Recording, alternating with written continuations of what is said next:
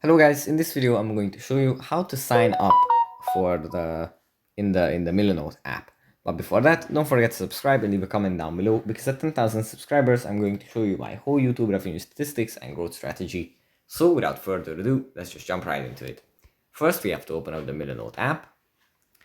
And here, if you haven't created an account yet, this is your first time using this app, then this is the page that is going to open up for you. You can either tap on log into an existing account and continue your creative work in the already existing workspace, or tap on sign up for free.